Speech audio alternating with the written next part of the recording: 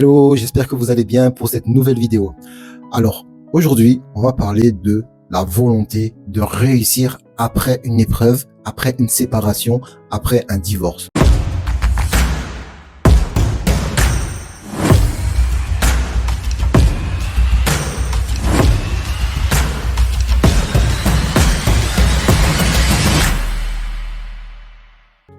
Faut savoir que énormément de personnes, lorsqu'ils se séparent, ont du mal tout simplement à remonter la pente.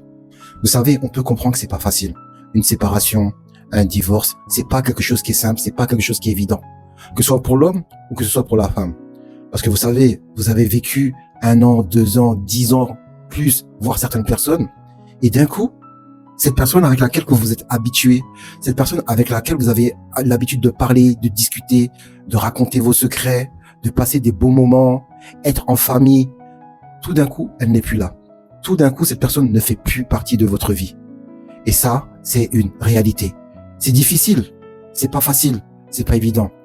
Vous savez, quand vous avez tout simplement construit des rêves, construit des souvenirs qui sont à jamais ancrés là-dedans dans votre tête, des souvenirs que vous allez jamais oublier avec cet homme, avec ces femmes, les voyages que vous avez pu faire, les beaux moments que vous avez pu partager.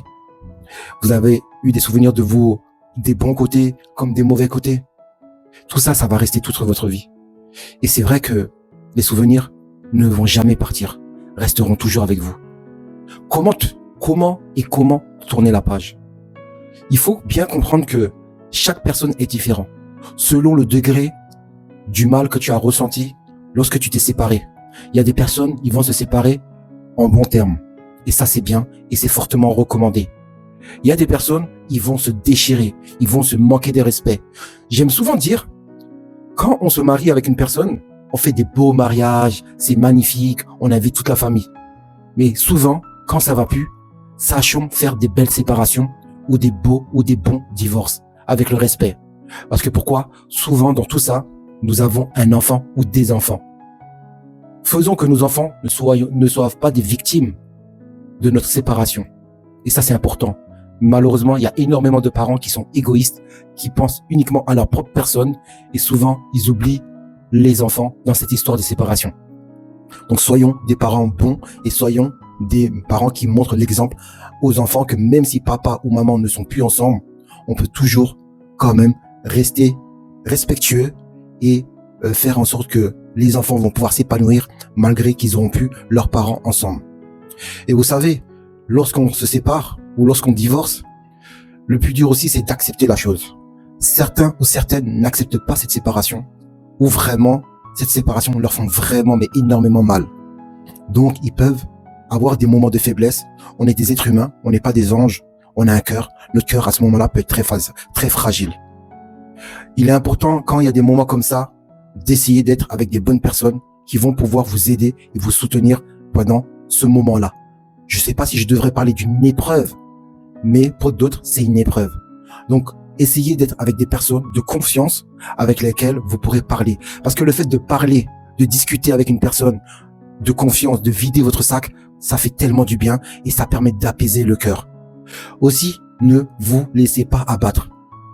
Ne vous laissez pas abattre parce que toi, en tant que femme, ça y est, maintenant, le divorce a été prononcé. La personne, elle ne vit plus avec toi. La séparation, elle est devenue officielle. Maintenant, il y a ta réalité. Tu vas te retrouver toute seule dans une maison avec tes enfants à devoir jouer le rôle du père et de la mère. On sait qu'aujourd'hui, il y a des centaines de femmes qui sont dans ce cas-là. Mais sache que, quoi qu'il arrive, tu vas devoir te battre. Tu vas pas pouvoir pleurer sur ton sort pendant des mois et des mois. Tu vas devoir te battre parce que tu as des enfants. Et ces enfants-là, c'est ton carburant pour réussir dans ta vie.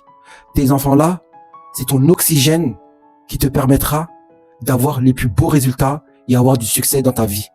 Évidemment, tes enfants-là, si tu te bats pour eux, il y aura énormément d'amour qui va venir en toi. La haine que tu as eue lors de ta séparation vont se transformer et laisser la place à l'amour de tes enfants, à la paix, à la sérénité, à la tranquillité. Et ça, c'est le plus beau des cadeaux que tu peux avoir.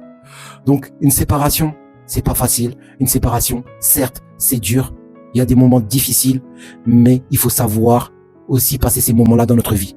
Une séparation, c'est pas un échec, c'est juste encore un chapitre de notre livre qu'il va falloir tourner une nouvelle page pour continuer à avancer et d'apprendre lorsque de cette séparation. C'est pour ça, encore une fois, toi qui es un homme qui m'écoute, c'est la même chose.